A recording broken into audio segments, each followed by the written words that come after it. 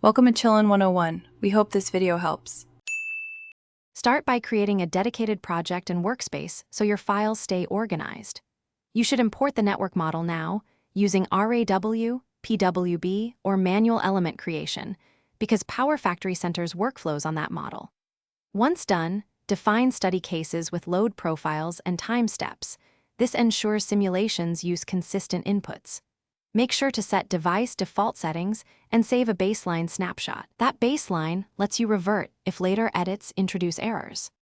Next, refine element data.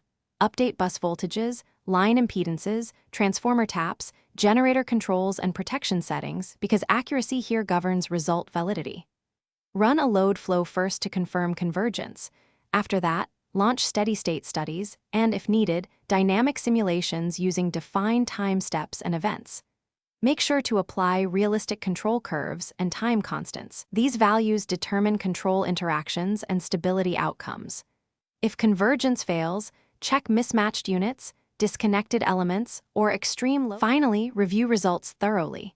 Inspect voltages, line currents, power flows, and any stability metrics so you know what changed and why.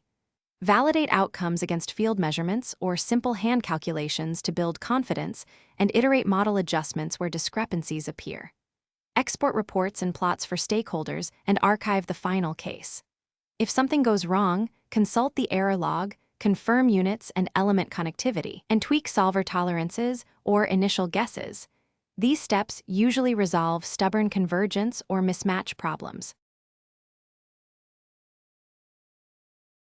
Thanks for watching. Consider subscribing if we helped you.